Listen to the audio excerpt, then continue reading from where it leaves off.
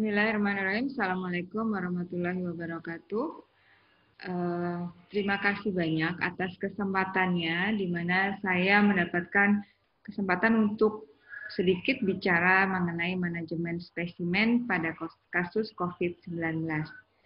Sebagai perkenalan, saya adalah Dr. Cahyani Dwiatmo, spesialis mikrobiologi klinik, dan saat ini sedang bertugas di Rumah Sakit Umum Pusat Persahabatan, di KSM Mikrobiologi Klinik, juga sebagai Ketua Komite PPI di Rumah Sakit Persahabatan, dan di PAMKI saya sebagai pengurus pusat. Ini adalah sedikit tentang kurikulum vitae saya, dan mengenai materi yang akan saya bawakan, saya mengambil referensinya dari WHO, dan juga dari BSN, dan juga dari Kemenkes tentunya. Paparan saya berikutnya adalah, ini adalah sebagai outline-nya. Jadi kita nanti akan belajar mengenai pengertian, apa itu pengertian manajemen sampling di era COVID ini, kemudian perbedaan manajemen spesimen biasa dengan COVID-19, bagaimana cara pengambilannya, dan bagaimana transportasi spesimen tersebut, serta aspek PPI pada manajemen spesimen COVID-19. Untuk sebagai pengertiannya, manajemen spesimen itu adalah suatu pengelolaan spesimen sejak saat pengambilan, transportasi, pengolahan, dan juga interpretasi hasilnya nanti. Di mana dalam manajemen spesimen ini ada yang kita sebut dengan pre-analitik, analitik, dan post-analitik. Pre-analitik ini sama dengan pre-examination dalam gambar yang dari slide yang saya dapatkan dari Litbangkes. Dan kemudian analitik itu adalah sama dengan examination, pas analitik adalah post examination. Pre-analitik atau pre-examination ini adalah saat di mana dokter menentukan pasien tersebut harus diambil spesimennya, dan mereka harus mengetahui jenis spesimen yang terbaik kira-kira yang diambil itu apa. Nah, ini berdasarkan patogenesis dari penyakit itu sendiri. Misalnya, apakah harus diambil dari saluran cerna, kemudian saluran nafas, dan sebagainya. Sorry Kak Adit, maaf banget. Stop, Kak Adit.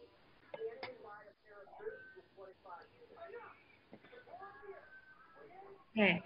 Dari pengertian manajemen spesimen sendiri, itu adalah suatu pengelolaan spesimen sejak saat pengambilan, transportasi, pengolahan, dan interpretasi hasil. Dalam pengelolaan spesimen ini, yang kita lakukan di laboratorium itu ada yang kita kenal dengan namanya pre-examination atau pre-analitik, kemudian examination atau analitik, dan post-examination atau post-analitik. Di mana saat pre-examination atau pre-analitik ini adalah suatu saat yang dimana dokter itu akan menentukan kira-kira spesimen yang terbaik yang harus diambil untuk pasien tersebut. Ini terkait dengan patogenesis dari penyakit yang menyerang pasien tersebut. Misalnya, COVID-19 ini kita tahu bahwa patogenesisnya masih belum banyak yang diketahui. Namun diketahui bahwa yang paling banyak diserang itu adalah saluran pernafasan atas. Maka dokter akan meminta perawat atau petugas kesehatan yang lainnya untuk mengambil saluran pernafasan atas, spesimen dari saluran pernafasan atas, misalnya swab tenggorok, swab nasofaring, atau bahkan saluran nafas bawah seperti sputum. Nah, bisa juga ternyata perjalanan penyakitnya yang terserang adalah GI tract, maka yang diambil adalah feses. Terus kemudian berlanjut saat spesimen tersebut sudah diambil, maka akan dilakukan pengiriman sampai ke laboratorium, dan di laboratorium akan dilakukan pemeriksaan, dan itulah yang disebut dengan analisis. Nah, setelah analisis dilakukan di laboratorium, maka hasil yang didapat ini adalah post-examination atau post-analitik, di mana dokter dari laboratorium tersebut akan melakukan analisa, kemudian rekomendasi, dan hasil yang diterima oleh dokter penanggung jawab pasien tersebut dapat membacanya dan dapat melakukan terapi dengan sebaik-baiknya berdasarkan hasil dari pemeriksaan lab tersebut. Nah, dari pre-examination, examination, kemudian post-examination ini semua harus merupakan satu alur yang benar, karena kalau misalnya salah satu saja tidak diikuti dengan baik, maka akan berakibat pada sistem yang lain atau pada alur yang berikutnya. Contoh, saat kita memberikan spesimen yang tidak tepat, misalnya COVID-19 pada pneumonia, dengan gejala pneumonia ternyata yang diambil adalah darah atau feses. Dan maka di waktu examination atau analisisnya bisa jadi itu tidak ditemukan virusnya dan akhirnya dinyatakan sebagai negatif. Maka hasilnya nanti kemudian akan menjadi negatif yang dianggap bukan tidak ditemukan COVID-19 pada pasien tersebut. Atau misalnya pengambilan spesimen, mungkin dokter sudah menentukan ini minta diambil swab nasofaring atau orofaringnya, tapi ternyata petugas yang mengambilnya kurang berpengalaman sehingga swab yang dilakukan itu tidak tepat dan berakibat tidak ditemukan virusnya dan kemudian hasilnya menjadi negatif. Tentu akan berakibat besar pada pasien dalam hal terapinya nanti. Nah, ini yang kita sebut dengan garbage in, garbage out. Kalau yang masuk adalah sampah, maka hasil yang akan kita keluarkan dari lab tersebut juga akan sampah. Kita lanjut dengan pemeriksaan lab untuk virus SARS-CoV-2, di mana ini adalah penyebab dari COVID-19. Itu yang dikerjakan ada beberapa, yaitu diantaranya adalah molekular, serologi, kemudian sequencing virus, dan terakhir adalah kultur atau biakan virus. Yang paling banyak dikenal adalah molekular dan serologi. Untuk molekular yang kita kerjakan adalah dengan real-time reverse transcriptase PCR dengan hasil yang cepat, lebih kurang 3 hari didapatkan, dan ini sebagai diagnostik rutin dan diagnostik pasti untuk saat ini. Untuk serologi ini tidak dianjurkan untuk dilakukan sebagai diagnostik, tapi ini untuk riset. Diambil spesimen sebanyak 2 kali pada fase akut dan konvalesen, dan reaktivitas silangnya sangat tinggi terhadap virus corona lainnya dan juga virus lainnya. Untuk sequencing ini adalah sebagai konfirmasi keberadaan virus, dan ini untuk melakukan monitoring mutasi genom virus. Dan sequencing virus hanya dilakukan untuk studi epidemiologi molekular. Dan terakhir adalah kultur atau biakan virus. Sebetulnya ini adalah diagnostis pasti dan gold standarnya adalah kultur atau biakan virus. Namun tidak dapat dikerjakan oleh semua lab, hanya dapat dikerjakan di BSL 3-4 sehingga tidak dilakukan untuk diagnostik rutin.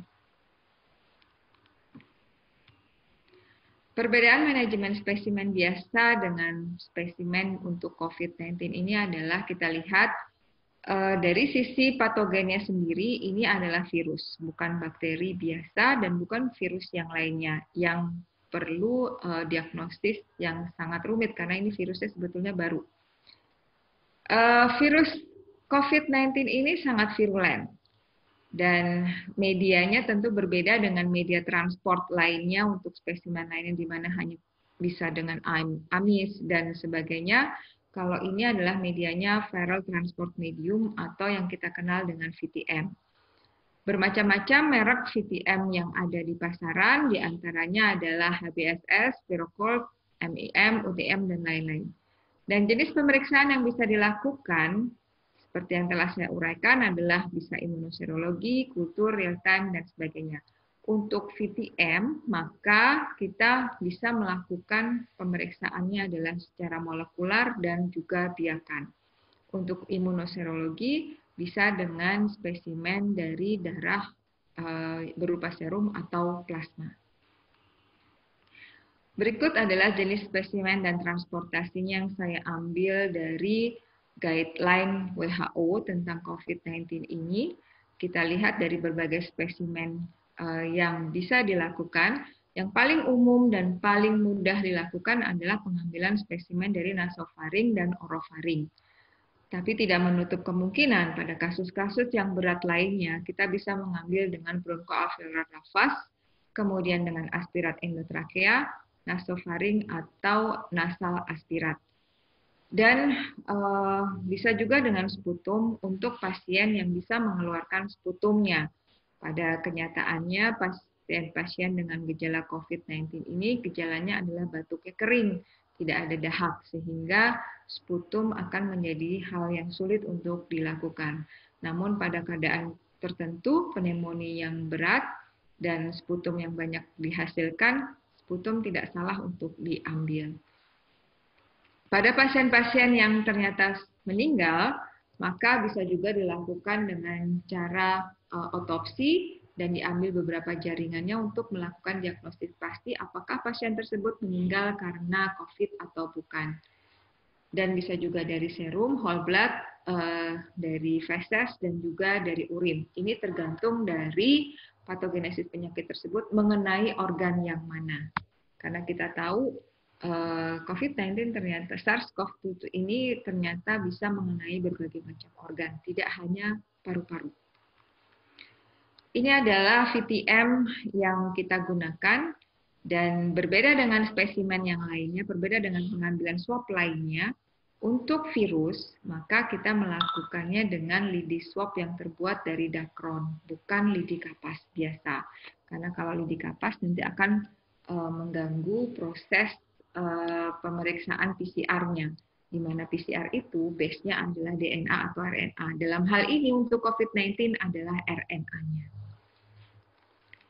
Dan cara pengambilan spesimen untuk yang paling mudah dan rutin dilakukan adalah swab nasofaring. Itu kita lakukan dengan cara seperti ini. Jadi pegang hati-hati lidi dacronnya, kemudian sampai ke dalam. Posisi pasien kepalanya adalah menengadah dan dimasukkan sampai ke dalam. Lalu kalau untuk swab orofaring atau swab tenggorok, maka yang dilakukan usapan adalah di daerah dinding faring posterior, juga daerah kedua tonsilnya diusapkan di situ. Melakukan swab orofaring ini sulit gampang karena kita jangan lupa bahwa antara swab nasofaring dan swab orofaring ini ada refleks vagus yang itu menyebabkan pasien muntah dan juga bahaya yang lainnya, sehingga harus hati-hati. Harus pelan-pelan, gentle, dan tidak terlalu lama untuk melakukan pengusapan di daerah tersebut. Untuk mempermudahnya, pasien diminta untuk membuka mulut lebar-lebar, menengadahkan kepalanya, membuka mulut lebar-lebar, kemudian menjulurkan lidahnya sambil teriak A. Ketika itu, maka palatum akan naik ke atas sehingga permukaan daerah tenggorok akan lebih luas sehingga mudah sekali untuk mengambil di dinding faring posterior juga di kedua tonsil. Setelah kedua spesimen tersebut diambil, maka segera dimasukkan ke dalam media viral transport medium tersebut atau VTM. Dua-duanya langsung diambil, langsung dimasukkan ke VTM tersebut. Kenapa harus dua-duanya dimasukkan, tidak satu persatu? Karena ini untuk meningkatkan jumlah virus yang kita tangkap dari kedua area tersebut. Jadi dua-duanya langsung dimasukkan dan kemudian ditutup. Nah, untuk cara pengambilan spesimen sputum ini sama dengan cara pengambilan spesimen sputum untuk misalnya adalah untuk penyakit TB. Tidak ada yang berbeda dan ditempatkannya dia adalah di pot steril, bukan di pot yang biasa. Kenapa harus steril? Karena kita sekali lagi akan memeriksa RNA dan DNA-nya. Sehingga tidak boleh ada kontaminasi dari apapun. Semuanya harus steril. Saat melakukan pengambilan spesimen sputum, spesimen apapun untuk pasien tersebut, jangan lupa aspek PPI-nya. Jadi perhatikan posisi berdiri, perhatikan posisi tata udara dan sebagainya. Dan ajarkan pasien tersebut untuk melakukan pengambilan sputum dengan benar dengan cara membatukan dalam, bukan mengeluarkan liur, tapi membatukan dengan cara bukan cuh. Jadi beda antara batuk dengan cuh. Kalau batuk, maka spesimen dari dalamlah yang dari pernafasan bawahlah yang keluar. Kalau cuh, maka itu adalah dari saluran pernafasan atas. Setelah sampel kita ambil, misalnya tadi swab, maka kita harus melakukan spesimen packaging karena kita harus mengantar atau mentransport spesimen ini ke lab rujukan nasional. Spesimen packaging ini sangat penting karena spesimen tersebut harus sampai lab sesegera mungkin dan sampai di lab rujukan, kondisi dari spesimen tersebut harus tetap viable dan tidak rusak. Kita tahu bahwa RNA ini sangat labil sehingga mudah terjadi kerusakan selama transportasi. Untuk itu, pengiriman harus dilakukan dengan suhu 2-8 derajat Celcius. Dan dalam media VTM jika terjadi delay atau keterlambatan transportasi, maka spesimen tersebut dapat dibekukan -20 sampai -70 derajat Celcius. Nah, untuk sputum, karena tadi dilakukan di pot steril dan itu akan, kalau terjadi delay bisa berakibat terjadi kerusakan, maka bisa juga dari sputum tersebut kita ambil dengan swab atau dengan lididakron tadi, kemudian dimasukkan ke media VTM, kemudian dikirimkan ke lab rujukan, sehingga dapat dibekukan di -20 sampai -70 derajat Celcius. Jangan lupa untuk menuliskan identitas pasien di botol spesimen atau di VTM, dan sesuaikan penulisan dengan formulir permintaan pemeriksaan lab, karena kalau kita mengirimkan ke lab rujukan, begitu ada kesalahan sedikit saja, maka bisa jadi maka akan salah semuanya, hasilnya pun akan salah. Dan konfirmasi tentu akan sulit dilakukan karena di lab rujukan spesimen yang diterima itu dari berbagai daerah dan sangat banyak, sehingga mungkin mereka tidak punya waktu untuk melakukan konfirmasi ke lab asal. Dan lakukan pengiriman dengan sistem transport yang berlapis. Jadi kontainer atau media tersebut sebelumnya kita seal dulu dengan parafilm, lalu dibungkus dengan tisu atau paper towel, kemudian masukkan ke dalam plastik dan didisinfeksi dengan klorin plastiknya tersebut. Terus kemudian juga box pengirimannya juga didisinfeksi terlebih dahulu. Kemudian baru masukkan ke wadah lagi atau box, sehingga ada 3 lapis pembungkus untuk spesimen packaging ini. Dan baru kemudian dikirimkan ke lab rujukan, dan jangan lupa dituliskan dengan jelas lab rujukan yang mana, kemudian alamat kita. Terus jangan lupa juga sebutkan dan kontak person yang ada di lab kita sehingga memudahkan untuk konfirmasinya. Dalam pengelolaan spesimen ini, maka harus hati-hati karena ada potensi aerosol pada saat pengambilan spesimen tersebut. Nah, jadi jangan lupakan aspek PPI atau pencegahan dan pengendalian infeksi pada pengambilan spesimen untuk COVID-19 ini. Yaitu adalah perhatikan lokasi pengambilan spesimen, di mana jarak antara pemeriksa atau petugas dengan pasien itu lebih kurang 2 meter dari orang lain. Mohon maaf, jarak antara pasien satu dengan pasien yang lain itu kurang lebih 2 meter. Atau kalau misalnya itu di area yang terbuka, maka jarak antara pasien tersebut dari orang lain adalah lebih kurang 2 meter. Nah, perhatikan juga aliran udaranya. Terbaik adalah di udara di ruangan tersebut lebih dari 12 kali per jam, atau air change per hour-nya itu adalah 12 kali. Posisi petugas dengan aliran udara tersebut, maka perhatikan lebih baik adalah di belakang pasien, dan pastikan aliran udara itu mengarah dari petugas ke pasien, sehingga petugas tidak tertular oleh pasien. Dan hindari kipas angin gantung, karena kipas angin gantung ini tidak mengarahkan aliran udara, tapi justru meratakan atau menyebarkan dengan rata ke seluruh ruangan. Dan pengambilan spesimen ini dapat dilakukan di udara terbuka. Mungkin ini kalau kita lakukan untuk poli ODP atau poli PDP, dan juga untuk pengambilan sputum. Sputum bisa dilakukan di sputum booth atau di udara terbuka dengan memperhatikan tadi jarak dan aliran udaranya. Dan jangan lupa yang paling penting adalah dalam PPI itu adalah cuci tangan. Jadi pastikan ada fasilitas cuci tangan untuk pasien maupun petugas, yaitu wastafel, sabun, paper towel, dan tong sampahnya. Lakukan 6 langkah 5 momen dari WHO untuk melakukan cuci tangan ini. Dan jangan lupa juga alat pelindung diri dari petugas pengambil swab. Karena ini potensi aerosol, maka berikan mereka atau pakaikan mereka masker N95.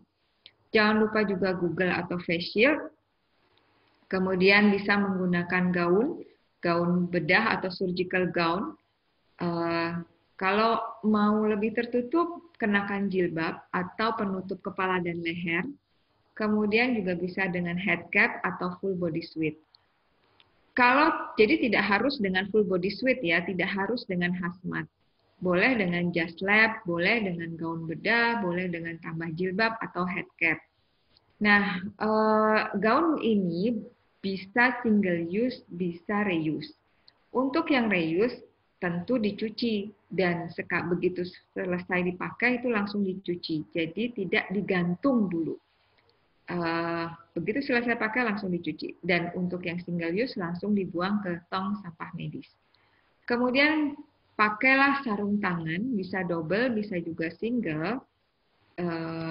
Kalau double berarti medis pendek ada di dalam dan yang sarung tangan medis panjang itu ada di sisi luar. Bisa juga Anda bisa mengenakan sarung kaki plus boot atau sepatu khusus plus shoe cover. Ini hanya pelengkap. Tapi yang paling penting adalah perlindungan yaitu masker N95, Google atau face shield, dan gaun. Untuk APD ini, mungkin banyak yang berpikir setelah memakai APD maka kita akan terhindar dari penularan oleh pasien. Namun kritikal dari APD ini adalah saat pelepasannya, bukan saat pemakaian APD. Justru saat pelepasan APD yang harus diperhatikan mana yang harus dipakai terlebih dahulu, mana yang harus dilepas terlebih dahulu, dan jangan sampai mengkontaminasi. Pada kondisi-kondisi tertentu di mana fasilitas kita sangat terbatas dan APD ini tidak ada, maka kita bisa melakukan modifikasi sesuai dengan kemampuan dan sumber daya yang ada di fasilitas kesehatan kita. Misalnya, kita tidak punya surgical gown atau gaun bedah sekali pakai, maka kita bisa gunakan jas lab biasa yang itu langsung dicuci setelah selesai melakukan tindakan swab. Kemudian tidak punya jilbab atau head cap, asal rambut itu tertutup, kita bisa menggunakan jilbab biasa dan itu langsung dicuci. Kemudian tidak punya sarung tangan medis yang panjang, cukup dengan sarung tangan medis pendek saja pun juga bisa. Nah, kalau face shield atau Google juga tidak ada, kita bisa melakukan face shield yang buatan dan itu bisa single use. Sekarang banyak ya kita membuat sendiri, do it yourself, dan itu masih diperbolehkan tapi langsung dibuang. Pada kondisi-kondisi seperti ini, jadi tidak mutlak harus melihat, kita sering ya melihat mungkin di TV, berita-berita bahwa, oh ternyata APD yang digunakan itu adalah full body suit atau hazmat. Tidak semua harus menggunakan hazmat. Yang penting dari semua ini adalah attitude kita. Kalau kita mengenakan APD tapi attitude kita tidak betul, tidak benar, maka itu juga bisa mencelakakan diri kita sendiri. Analoginya adalah seperti ini. Saat kita mungkin untuk yang kalau kita mau masak nih, pas momennya adalah di bulan puasa, kita mau masak. Bagi yang biasa masak itu dia tidak perlu APD, dia tidak perlu apron, tidak perlu yang lain-lain. Tapi yang bagi pemula atau bapak-bapak yang nggak pernah masuk ke dapur, terus kemudian harus masuk, kita lihat mereka mungkin takut cipratannya pakai helm, kemudian pakai sarung tangan, terus kemudian pakai tameng, dan sebagainya. Nah, itu sebenarnya nggak perlu kalau misalnya kita attitude-nya sudah baik. Tahu mana yang aerosol dan tahu mana bagaimana cara menanganinya. Jadi tidak semua harus perlakuannya sama. Untuk APD ini, bijaklah dalam menggunakan APD dan betullah dalam melepaskan APD ini. Mengenai interpretasi hasil untuk post analitiknya, begitu hasil sudah keluar dari lab, maka bisa jadi hasil negatif pada orang yang terinfeksi. Janganlah dulu senang dengan hasil negatif, apalagi kalau hasil tersebut baru diambil dari satu kali pemeriksaan. Ini bisa jadi karena kualitas spesimen kita yang kurang baik, spesimen yang diambil tersebut terlalu dini, jadi virusnya belum ada di area tersebut atau di spesimen tersebut, atau mungkin kita malah terlambat, jadi virusnya sudah pindah ke organ yang lain. Dan saat pengantaran atau saat transportasi atau saat di lab, ternyata spesimen tersebut tidak ditangani atau dikirim dengan tepat. Dan alasan teknis lainnya yang berhubungan langsung dengan pemeriksaan, misalnya ternyata ada mutasi dari virus sehingga tidak terdeteksi dengan pemeriksaan molekuler. Nah, untuk pasien-pasien dengan kondisi yang negatif tadi, hasilnya negatif, maka bisa jadi kita harus melakukan retesting atau pengambilan spesimen berikutnya, spesimen baru, yang kemudian diperiksa lagi. Untuk lab yang belum memvalidasi kapasitas, untuk lab yang melakukan pemeriksaan RT-PCR tapi belum divalidasi kapasitas mereka untuk mendeteksi coronavirus, maka lab tersebut harus mengirimkan 5 spesimen positif pertama dan 10 spesimen negatif pertama ke salah satu laboratorium rujukan internasional atau lab rujukan yang ditunjuk di negara tersebut. Oke, jadi dari uraian-uraian saya tadi, kesimpulannya adalah manajemen spesimen yang baik tentu akan menghasilkan diagnosis yang tepat. Dan dalam bekerja, terapkan safety untuk pekerja, spesimen, dan lingkungan kita semua. Oke, pesan saya adalah keep healthy and stay safe untuk kita semua. Semoga kita yang menjadi garda terakhir dari penanganan pasien-pasien COVID, perjuangan mengeradikasi COVID-19 di Indonesia ini tetap sehat dan aman. Terima kasih banyak. Assalamualaikum warahmatullahi wabarakatuh.